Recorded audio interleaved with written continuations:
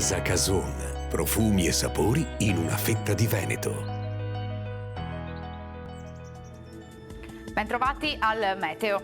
Il tempo cambia nuovamente, una perturbazione di origine artica si avvicina all'Italia, tuttavia sabato 4 dicembre sarà ancora buono, peggiorerà poi domenica. Vediamo il dettaglio.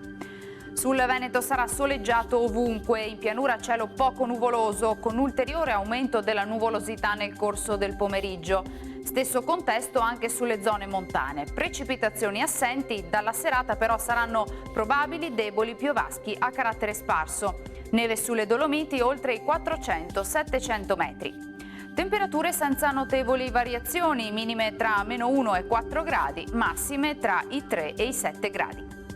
Ci spostiamo ora sul Friuli Venezia Giulia, anche in questo caso avremo un ampio soleggiamento in mattinata, più nubi poi a seguire e in serata avremo qualche rovescio.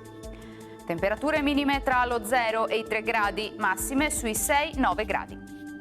Infine diamo uno sguardo alla situazione del Trentino Alto Adige, dove prevarrà il sole in giornata, il cielo si farà però via via più nuvoloso e nella notte avremo le prime piogge. Temperature minime intorno allo 0, massime infine sui 5 gradi.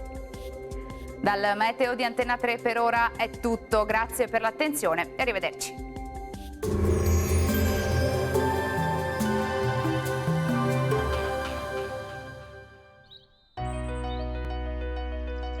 Casa Cason. L'arte di fare i salumi viene da molte fette fa.